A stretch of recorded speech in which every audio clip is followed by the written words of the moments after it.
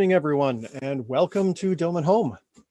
My name is Scott Young. I'll be your host this evening. I'm the planetarium astronomer at the Manitoba Museum, and Dome and Home is our weekly astronomy show sponsored by Steinbach Credit Union and presented every week live at 7 o'clock through a Zoom webinar, as well as live to Facebook and YouTube. I want to say sorry to the folks last week that were watching on Facebook. There was some kind of technical glitch that blocked the feed halfway through. Hopefully that won't happen again. I think we've got it figured out. But yeah, it's great to be back today. It's a beautiful, clear day, of course, one day after the lunar eclipse that was totally cloudy. I'm not bitter at all, but you take what the weather can give you. Especially at this time of the year. We will get some images of the lunar eclipse a little bit later on in the show. So at least we'll get to see it vicariously that way. With me as always is Mike, riding the waves of the various chats on all of our platforms. How you doing, Mike? Very good, Scott. Yourself? Oh, not too bad. It's like I say, it was getting cold last night and had to go cover up the flowers, uncover them again today. Hopefully it won't be as bad, but I'm kind of done with this up and down weather. You know, get into summer. Let's just get into the summer sky. That's what I'm keen for. Yeah, good luck with that. Yeah, exactly. Well, that's it is what it is, as they say. Well, we will be taking questions through our chat window here on the Zoom webinar, as well as through Facebook and YouTube. Mike will moderate those. We sort of save most of the questions to the end, so that we can get to a bunch of them. And we also have a bunch of questions that have come in between shows through our mail. So we'll go to mail first. All right. Actually, I had a whole bunch of mail this week. We had some nice mail from Ulrich. She's been an avid viewer since the beginning. She's using binoculars and doing a bunch of, she's sent some of the drawings that she's done. It's been really nice to see her progressing as an astronomer using the show. And we also received some mail from a 5-year-old out there named Bo. Bo had a couple of questions for us. Hi, Bo. How's it going? Thanks for watching the show. Bo was asking, how fast does a rocket travel and to go into space? And so the answer is about 40,000 kilometers to go up into orbit. 40,000 kilometers an hour. So pretty darn fast. And there was also another question, does the fire out of the rocket burn anything when it leaves the Earth? Well, yeah, absolutely. They always put rockets on top of a nice solid concrete and metal launch pad so that the fire doesn't destroy it when it takes off. Otherwise, you'd have to build a new launch pad every single time. And even with that, they still have to go up and fix them up a little bit so that they can get them ready for the next launch. But just on the launch pad, nothing happens while it's up in the air, up in space. But great rocket questions. Glad you're interested in rockets, and thanks for watching the show. We have some more questions from Oakenwald School that we'll get to in our Q&A session. And let's see, I wanted to get to probably my one of the nice pieces of mail that I've received through the show is reconnecting with a fellow that I worked with, many years ago when I was young, Keith, and his wife Sandra are friends of the show, and they don't live here in Manitoba. They live a little bit farther south, and they got a decent view. And I'm seeing a couple of people in the chat mentioning that they got a view as well. But I'm from the names, I'm noticing that none of them live here in Manitoba. I only know of one couple that managed to see this eclipse from Manitoba, and they did it because one of them is a professional weather forecaster, and they drove all over the place looking for the clear skies. We were hoping for this beautiful morning partial eclipse of the moon Wednesday, and it just didn't happen for us here. But Abigail Fertani got some great images from a little bit farther south. She's a budding astrophotographer, and here you can see the partial phase of the eclipse.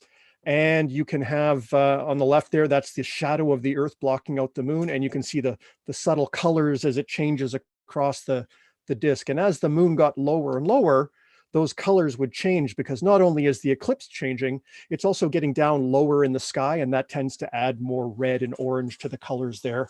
And here's kind of my favorite one, I think, of the one she sent. You can just see along the bottom there the silhouettes of the trees. So this is literally just as it's about to set. So that would have been the maximum view of the eclipse. So I'm glad you got to see that, Abigail, and the rest of the Furtanis. Thanks a lot for sending those in and for letting us show those pictures, because otherwise it would have been, well, we just didn't get to see it here at all, which is too bad. And hey, look at that. The shadow of the Earth is round. Interesting. Yeah, isn't that amazing? It's almost like the idea that the Earth is flat is about 2,000 years out of date, and we know better now. However, this is one of those direct proofs. You're right. If the shadow of the Earth is round, there's no way the Earth can be flat. And anyway, that's a whole other show. We can talk about that. But yeah, it's a really good point, Mike. Let us take that, Ptolemy, says Phil in the chat. That's nice. Yeah. Well, you got to give early Skywatchers credit. They were trying to make sense of what they saw. They didn't have all the details that we do now. So, you know, we're entitled to be to get smarter as we learn more. All right, let's move to our Skywatch portion. Here's the sky basically in a couple of hours, just as the sun is about to set. And I always like to start sort of right at sunset. It doesn't really get dark enough to see things until 9:30 or so, maybe quarter to 10. Just going to jump ahead one hour here from sunset. So here's an hour after sunset, and we have those planets popping up in the western sky.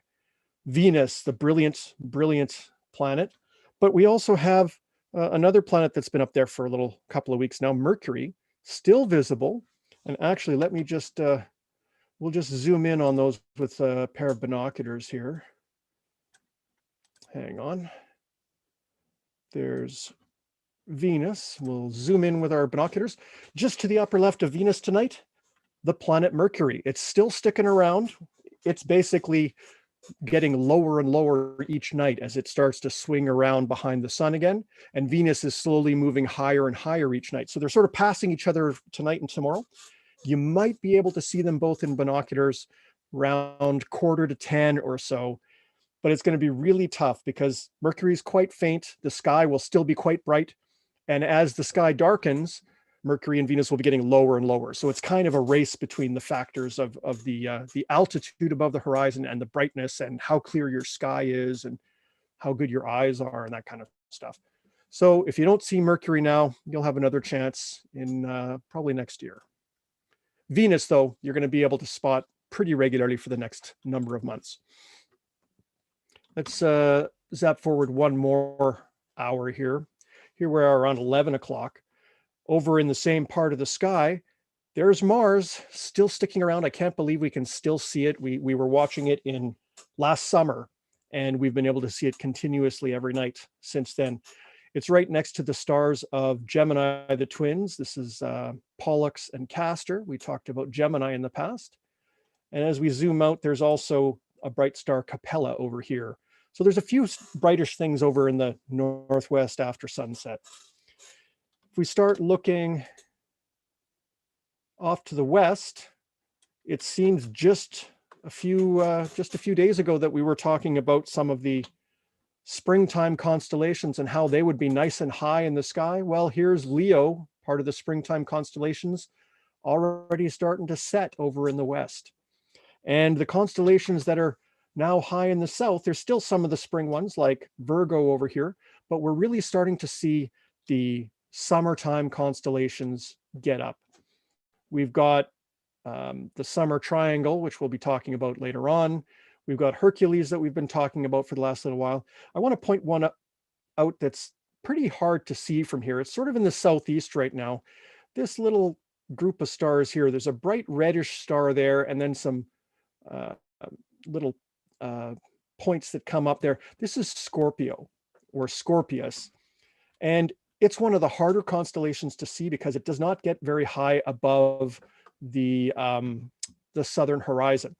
And so we don't have the greatest view from here in Manitoba, but it is a useful star group to know about. It's got connections to the Milky Way, and Antares, this bright red star here, is something that you'll be able to see quite nicely. It's nice and bright. It really does look sort of reddish color, especially because when it's so low to the horizon, that adds a little bit of redness, just like we were talking about with sunset and moonset and so on.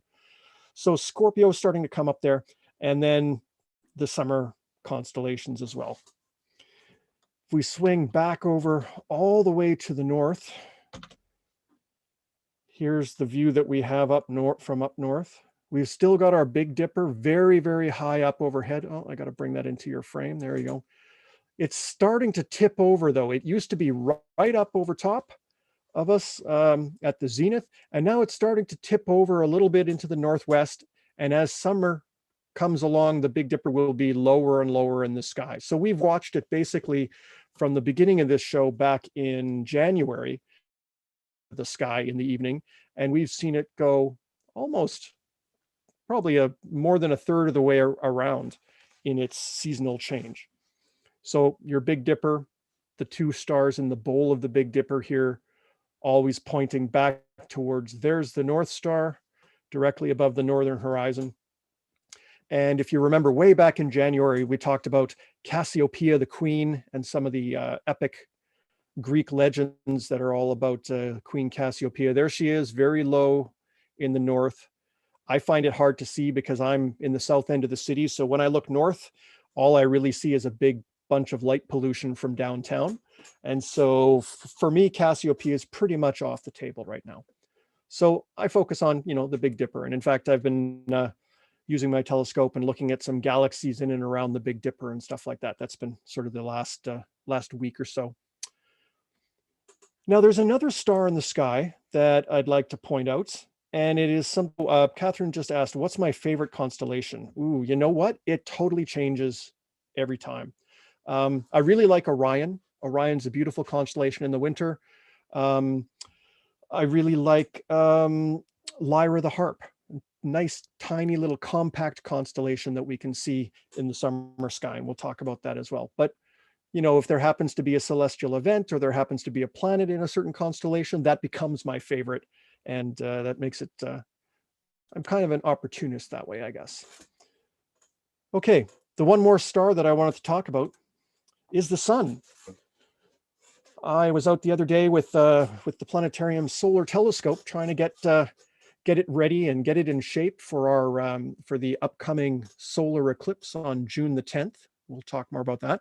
But I wanted to make sure that everything was working and clean and stuff like that. So I just took it out with the special solar filter that goes over the front and my little color video camera, and I got this image of the sun.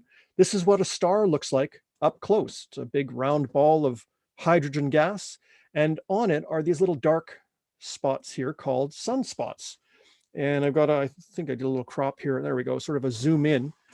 These are the signs of solar activity that we watch. The more activity there is on the sun, the more of these dark sunspots appear. Now, there's other forms of activity that you need, satellites or special technology to be able to see, but these are a pretty good indicator of how active the sun is. And that activity is what's driving things like the northern lights. So knowing how many sunspots goes on gives us a sense of that. So pretty interesting to see these sunspots, lots of details in them. They actually change and evolve as they go around. The sun rotates every 27 days or so. And so each day they move a little bit farther and new ones will appear and old ones will disappear. It's a pretty interesting thing to do in terms of daytime astronomy. It's pretty much the only daytime astronomy you can do. It does require that special solar filter. Next week, we'll be talking specifically about how to observe the sun safely. It's designed for the June the 10th partial solar eclipse that we'll get to see, but it is good anytime. You can use those techniques to observe the sun anytime. And so you can look at sunspots or other things as well. So keep that in mind. We'll be talking about the sun next time around in detail, and we'll have some resources how you can observe the sun yourself. Oh, I just see something that going by there. Is that what Betelgeuse would look like? Well, Betelgeuse would look kind of like that, except it would be, as Vivian says, definitely bigger, and it would be kind of reddish orange colored, and it would be about 200,000 times bigger, because Betelgeuse is a red supergiant star. So, but other than those differences, I mean, size difference, color difference, yeah, pretty much. Many other stars do have sunspots. We call them star spots just to keep them sort of separate, but they are basically the same kind of phenomenon, we think. So, for the people in the Zoom here, if you are using the comments, you can either select, when it says two, you can select all panelists, in which case only Mike and I will see them, or you can select all panelists and attendees, and that means everybody can see them. So if you want to ask something and keep the conversation going, just switch your setting to all panelists and attendees, and that will help. Alrighty, let's see here. We have our feature today, which is going to be about the summer triangle. And the summer triangle, it's one of those great poetic astronomical names that means exactly what it says. There's no romance or anything like that about this. It's a triangle of stars, and we see it in the summer. At least in the northern hemisphere, we see it in the summer. But it is a very, very well-known signpost for the summer sky. And so what we're going to do is we're going to take a look at the summer triangle, and not just sort of look at it as constellations, but also look at the stars themselves and see what we can see here. So we're back to our 11 o'clock sky, and the summer triangle is basically rising tonight in the east around 11 o'clock. You can start to see it. It's made up of the three brightest stars in this part of the sky here. So you've got one right up here, you've got another one over here, and then there's down at the point here just coming up. So it kind of looks like a triangular slice of pizza with the crust along here, and then this would be the middle part. And it really does stand out. Those are the brightest stars in that area of the sky. From inside the city, you can see them all, as long as you can sort of block any street lights from your eyes or whatever. So it's pretty easy to find. Each of these three stars belongs to a separate constellation. Officially, the summer triangle is not a real constellation. It's just what we call an asterism, which is a group of stars that everybody recognizes, like the Big Dipper. The Big Dipper isn't an official constellation either. No, that'd be too easy. Let's have something that looks like what it's named after. No, constellations are usually much more obscure than that. And in this case, there are three constellations, and the brightest star in each of them make up the summer triangle. So up at the top here, we have the bright star Vega, one of the brightest stars in the northern hemisphere of the sky. And it is part of the constellation Lyra the Harp, this tiny little parallelogram here with a little triangle attached on the end. To me, it doesn't really look like a harp as much as it looks like a drawing of a fish. You know, you would draw sort of the body here, and then the triangle here would be the tail, and Vega would be right in the tail. So that's one of the constellations. And I like that one because it's a nice small one. The stars are nice and compact and in a limited area. So if you can't see the whole sky, if you can see Vega, you can probably see all of Lyra the Harp. Maybe not so for this constellation. Here we have a big sprawling group of stars. This is Deneb, the brightest star in the constellation of Cygnus the Swan. And the Swan is kind of this long, floppy group of stars here. Here's like the body of the swan, and its neck stretches out here, and that would be its head. And its wings are stretched out kind of like that. So you imagine these are like the wings. This is the Deneb is right in the tail feathers, and the body is along here, and there's the neck. So, okay, that kind of looks like a swan or a pterodactyl, or I don't know, a dragon. You could, some kind of flying thing. I'll buy that, sure. Finally, down at the bottom here, we've got the third star, which is called Altair. And Altair, it's easy to recognize because on either side of it, there's a little star, almost like in a line. So it's almost like it's got like two bodyguards here or something like that. And Altair is part of Aquila the Eagle. Aquila the Eagle is supposed to look like an eagle flying across the sky. It doesn't. It looks, to me, it looks kind of like a stingray. We'll switch over to another picture here, and you'll get a better, perhaps a better view of Aquila in a second. Let me see if I can just bring it up here. There we go. So yeah, this is Aquila the Eagle, and I don't really know why that's what it is. But Aquila the Eagle is in fact what this constellation is. So these are the constellations that come to us from Ptolemy, from the ancient Greeks, from thousands of years ago. But not every culture used those same names. In fact, every culture used completely different names or completely different stories. People from around the world have made their own star stories, their own constellations for thousands of years. So I thought we'd just explore just a little bit of some of the star lore around the Summer Triangle. To do that, though, I want to get to a darker sky. The planetarium program Stellarium that we're showing here, it's basically showing us the sky as it is tonight, and it's just a day or so past full moon. So the full moon is kind of washing out the view. So let's get over to our constellation picture here, and we'll get to a slightly darker sky. So here we have our Summer Triangle, and one of I think my favorite legend of the Summer Triangle is probably, it comes originally from China. The earliest record is about 2,600 years ago. This story was recorded, and it is a folk tale called The Cowherd and the Weaver Girl. And so it turns out that in the story, the cowherd and the weaver girl, it's a tale of lost love. They were in love, they weren't allowed to be together, and to keep them apart, they were banished up into the sky and separated by the celestial river. And this plays out in the constellations above, because the star Vega here is the weaver girl, and hopefully I won't totally destroy this name. She is Xinhu, and Xinhu is kept apart from her love, the cowherd Nailang, who is over here, and they are separated by a river, a celestial river. Now, you might not see it in this picture, but when we move on a little bit, you'll see that running right across the center of the image here is a hazy band of light, the Milky Way. And so basically, these two stars are separated by the Milky Way in the sky. And the legend says that they are not allowed to see each other except one day a year.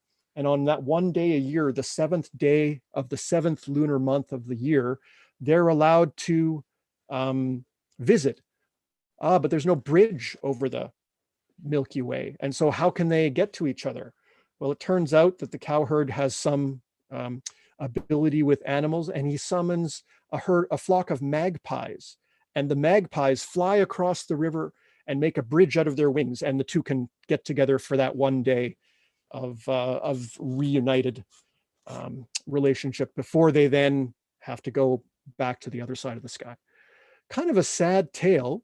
A lot of punishment and a lot of authoritarian figures and so on. But at the same time, it's also got that one day of joy, and because of that, there's all sorts of festivals that are celebrated on that day. So the Chinese festivals, the Kisi festival, and as well the Tanabata festival in Japan, sort of comes from that same folktale story that has evolved over the ages. So it's kind of a romantic story, and if you're out under the stars in the summertime, a romantic story is not a bad thing. Now, in modern times, we usually don't. The science of astronomy doesn't worry about the constellations, doesn't worry about the folk tales or the legends or the cultural associations. But you and I, as just casual observers, as backyard astronomers, certainly can enjoy that just as much as we enjoy looking at the hard scientific data of stars or things like that. Now, speaking of hard scientific data, here's our image of I've zoomed out a bit. Here's our Summer Triangle. Here is the Weaver Girl, and here's the cowherd, and here's the Milky Way flowing in between. This is sort of what you would see from a nice dark sky. Now, scientifically, we actually know that these three stars are very, very different from each other. We showed a picture of the sun, and people were asking, Phil was asking, is that what Betelgeuse would look like? Well, the stars do have a lot of variation. This star here, Altair, is actually the one that is closest to being kind of like the sun.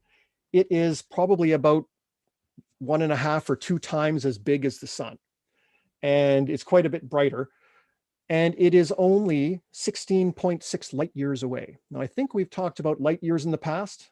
light year is a unit of distance. It's the distance that light travels in 1 year. So 1 light year is about 9.5 trillion kilometers. So 16.6 times 9.5 trillion. The math is left as an exercise to the viewer, but it's a long distance. So if you're 16 years old and you go outside tonight, the light that you're seeing coming from Altair has actually been traveling through space for your entire life. It's kind of like that's your birthday star, because the light that you're seeing is as old as you are. Vega up here is 50 light years away. So that's become my birthday star just in this last year. I used to do this. I've used this example for a long time, and it never occurred to me that I would actually one day be at the age where Vega would be my birthday star. It's just hitting me right now, kind of throwing me for a loop. Anyway, Vega is quite a bit brighter, quite a bit hotter than our sun. It's about 25 times as big as our sun. So that picture we saw with the sunspots and things like that, 25 times bigger and 50 light years away. And it actually looks like the brightest of the three. I mean, Vega, of these 3 summer triangle stars, Vega looks like it's the brightest, but we can tell now that it's not just which star is brightest, it's also how far away they are. These two things come into play. Deneb, for example, is the faintest of the 3. And that actually kind of makes sense because it's also the farthest of the 3. It is 3,550 light years away. So the light that you're traveling there, that has traveled along there, has been going for 3,550 years. So basically, most of recorded history in a lot of ways. I'm seeing a few people popping ages into the chat. If you want, put your age into the chat, and I'll see if I can do a little search for next time and let you know which star is, your birthday number of light years away. So feel free to drop that into the chat and I can take a look. Yeah, there we go. So Deneb being so far away, it must be bigger, right? It can't be, if it was only as bright as Altair and it was what, 200 times farther away, we'd hardly see it. So it must be a big star. It turns out that Deneb is 200,000 times as big as our sun. So that is intensely gigantic. That basically would be, if you put Deneb where the sun is, the Earth would be inside the star. It's a crazy kind of idea about how big this star is. And we can see it at such immense distances. So the summer triangle, it gives us a little bit of romantic story. It gives us a little bit of science, a good compare and contrast of the kinds of stars that are out there. And it also points the way to the Milky Way. The Milky Way is our summertime treat for Manitoba. Oh, here's a painting here of the 2 lovers, the herdsman and the weaver girl, and they're separated by this celestial gap, I guess. This has been a favorite of many different cultures from the East in terms of their painting, their artwork. There's statues, and they have paintings like this on the roofs of the train stations and stuff like that, commemorating this story. So it's amazing how a celestial story like that has really become part of the culture. This is a close-up of Cygnus the Swan, the center part. This is Deneb. This is the long neck of the swan, and there's the head, and then the wings sort of would stretch this way and this way out of the frame.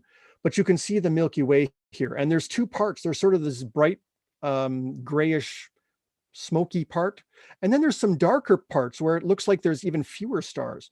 The Milky Way actually has dark clouds of dust in it, and that prevents us from being able to see all the rest of the stars beyond. This is our Milky Way galaxy from inside. We've talked about the Milky Way before, but basically it is our view of the star city that the sun is a part of. 400 billion suns, all orbiting around in a beautiful spiral. And our view from inside it gives us this celestial river that goes across the sky. Now, we can talk more about Summer Triangle or the Milky Way in the question time, which is going to be coming up in just a few minutes. I just wanted to get to a couple of little instances of my favorite segments. Cool space stuff. Okay, it's one of my favorite segments. Okay, they're all my favorite segments, but this one was really cool this time around. The other day, it was announced that Canada, the Canadian Space Agency, CSA, would be building and sending a rover to the moon.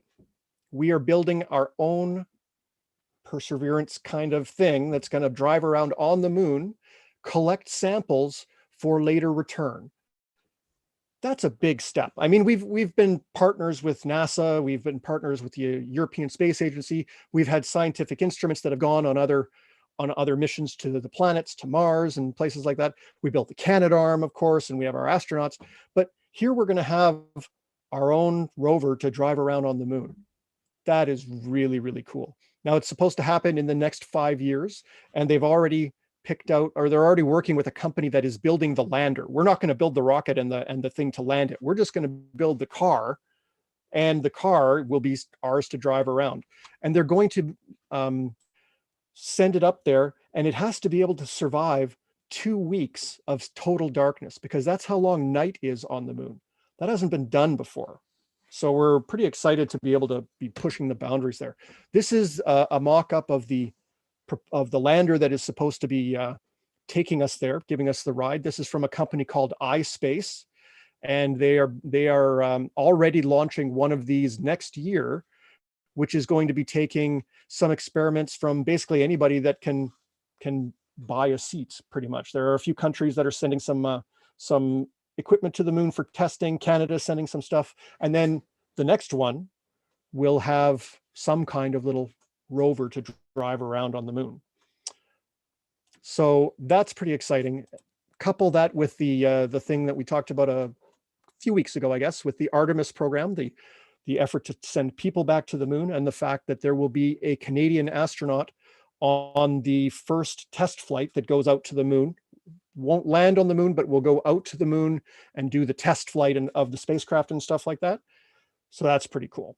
We're pretty excited to see Canada's participation in space, because when you're doing things in space, you're also doing things that can be used here on Earth. You know, the technology for communications, the technology for robotics, the technology for remote vehicles and things like that has all sorts of applications here. And so really, it's just a really good investment. Plus, I got to say, I just think it's cool. But so that'll be kind of exciting to see what happens with the Canadian Space Agency. They'll be talking more about that in the days and weeks to come, I'm sure. Now, we always like to check in with Perseverance on Mars and Ingenuity, the helicopter. I got to say, Ingenuity had a little bit of a hiccup.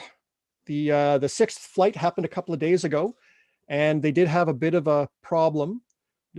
Nothing too serious. It survived, but as they were going along, the navigation camera got out of sync or something, and it started not being able to keep itself level. And so here you can see, from our previous ones, you can remember that it just had this really nice smooth motion across the frame as it was taking pictures. This one, it's sort of bobbling all over the place and oscillating and going back and forth. And then at the end, it looks quite dramatic, but that's just, they don't take as many pictures when they land. So it didn't actually crash. It landed safely. They're still going to keep flying it, but it did give them a little bit of probably a little bit of a freak out in mission control there for a little bit when things weren't working well. Still, it only needed to fly once to be a full success, and this is its sixth flight, and it still survived that. So pretty excited to see just how far Ginny can go as well. Perseverance still crawling around, looking at rocks, hasn't found life or anything like that definitive yet, but science is not always a eureka moment. Sometimes science is collecting lots and lots and lots and lots and lots of information and then putting it together like a giant puzzle. So it's working away on that. We'll see what discoveries come next time around. All right. Now I think it is time for us to get to our question section. Mike, you've been keeping track of all the questions, I think.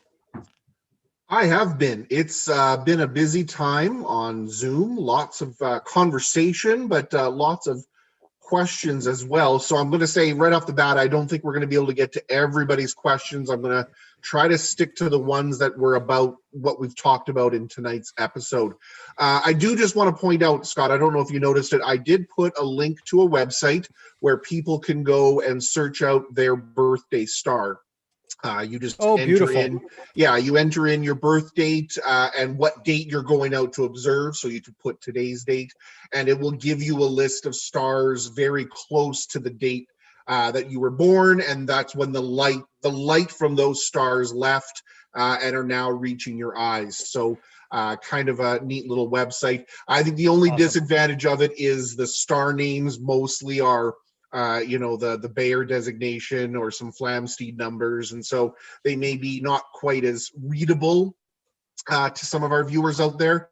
But I did see when I entered mine, there was a nice, there's a star in Ophiuchus that I didn't realize was pretty close to my birthday star. So anyways, I put it in all the chats for Zoom, Facebook, YouTube, because I saw lots of ages going by and there's no way we'd be able to do that. So exactly. I saw the number coming in and I thought, geez, maybe I should make an app or something that could handle this. I bet that's a great idea. Well, of course it's a great idea, and someone has already done it and put it online. That shouldn't have surprised me. So yes. Okay, so let's get to our questions. So Scott, just sort of try to keep them short here or the answer short because you can.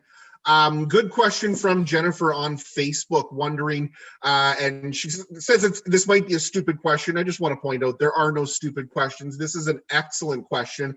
How can we see the Milky Way if we are in the Milky Way? That is a great question. It's like being in a forest. You can't see the shape of the whole forest, but you can sure see all the trees that are right next to you. And that's essentially, if you think of the stars as being the trees, that's the view that we get. We just get a band of trees that represents the Milky Way. To see it from the outside, we can't. But what you can do is you can measure the distance to each of the trees from where you are, and then put that into a computer and sort of reassemble the information and come up with a picture of what it should look like. Might not be a perfect recreation, but that's where we get those pictures of the spiral shape of the galaxy that we all know and love. Excellent. Yes. Going back to our discussion of the sun, and some of your pictures had sunspots. Ulrich was wondering, do other suns or stars have sunspots as well? Yeah, that's true. Some of them do. We expect that most of them will, because we only know about the sun, and we kind of assume that what happens on the sun will probably happen on most other similar stars.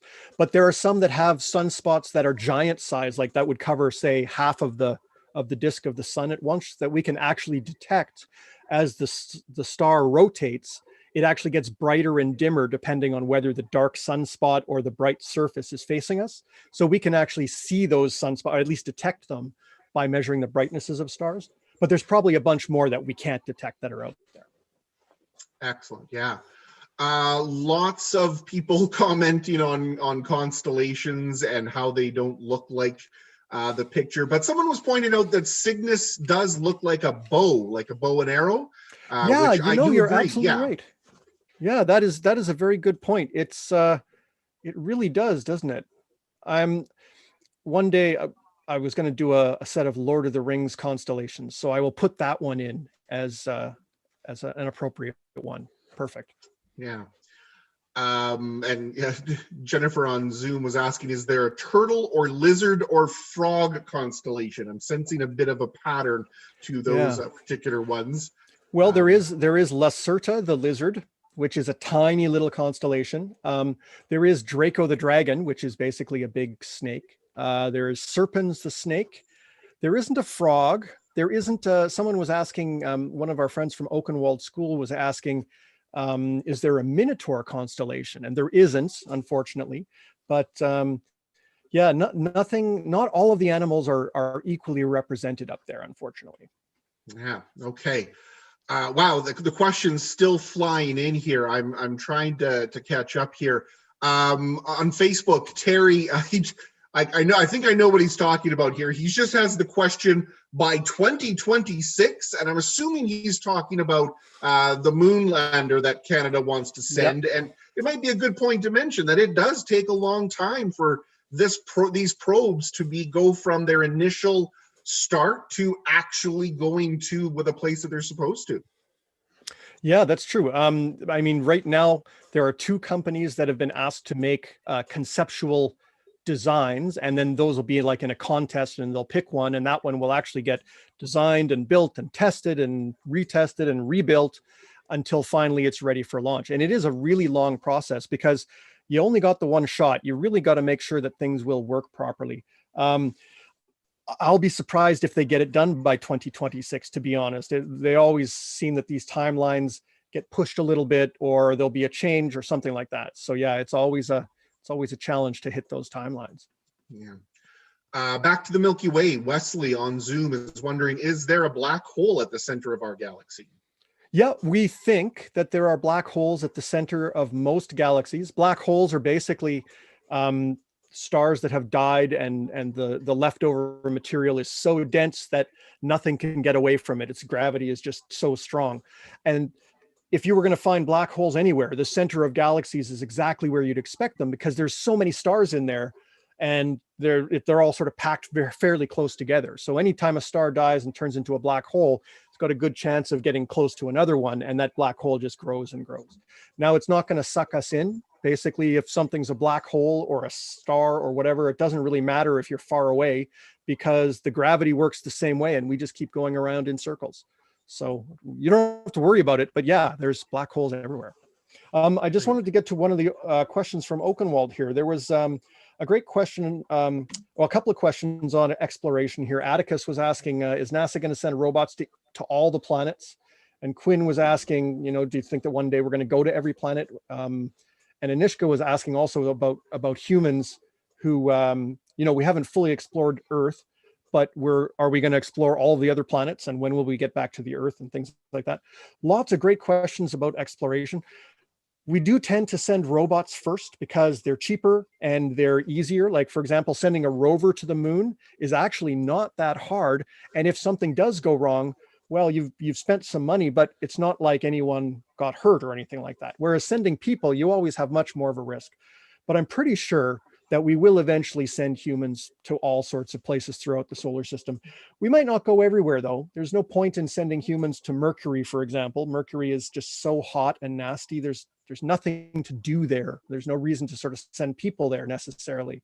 I think we'll probably save humans for the places where you really want to do a lot of detailed exploration and science, like Mars, for example, where you want to look for life or something like that. So that's probably where we'll send the humans. Okay, we got, I guess, time for 1 or 2 more questions, and then that'll be it for this week. What do you got, Mike? And this is one that I wanted to interrupt you about, because it was a question that had been asked while you were doing your talk on the Summer Triangle. Grayson on Zoom was wondering, what time was it when you had the Summer Triangle and you were describing it and the constellations and stars? Could you go back there and find out what time of night you'd go out? Oh, yeah, right now, if you went out around 11 o'clock, the Summer Triangle would be rising in the east. And then as the night goes on, it will get higher and higher and higher and go high up into the south and sort of be overhead around 3 in the morning or so. Vega basically goes right overhead from southern Manitoba. And so that's where it is now. In the summertime, it rises even earlier. It's higher up in the sky when darkness falls. So that'll make it even easier to see. Good. Yeah. Again, folks, I'm going to say, unfortunately, we're not going to be able to get to everybody's questions, but I think I might end up the last question. And Scott, don't forget, I got a couple things to mention at the end of the show here. But this last question comes from Lucy, and I think it's a fantastic question. Would I break a law if I went into space in a homemade rocket? That is a great question.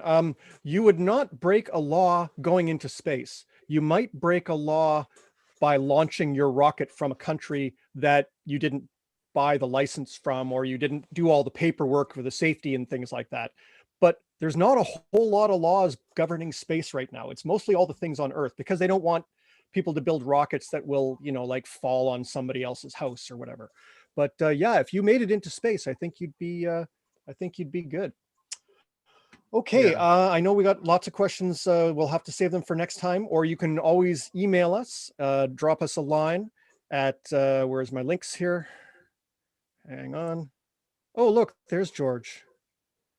You can always talk to us at, oh geez, there we go. No. There we go. Okay. Facebook, Manitoba Museum, YouTube, Manitoba Museum. Our email is space@manitobamuseum.ca. If you send us an email, we'll definitely get back to you and answer all your questions. That's what we do between shows. Next week, we will be focusing on the June 10th solar eclipse. We'll talk about how to see it, when to see it, how to observe it safely, and all that kind of stuff. And the usual Skywatch and cool space stuff and things like that. And Mike, why don't you tell our Zoom listeners what they need to do? Well, before that, I do want to wish Ava a happy birthday, happy 8th birthday today. I see that on both Zoom and Facebook. So happy birthday from Scott and myself, and of course, all of our viewers on all of our platforms here. And hopefully you get a chance to go and look for your birthday star. I actually looked it up and there's only one. So it's kind of interesting. But and yes, for our Zoom viewers out there, our regular ones, of course, next week is the start of June, the first of our June episodes. And so I do want to remind everybody that you will need to go and re-register for to sign up for Zoom for the June episodes. This will be the last show that you'll be able to use the May registration. So please remember to do that if you want to keep joining us on Zoom. Thank you.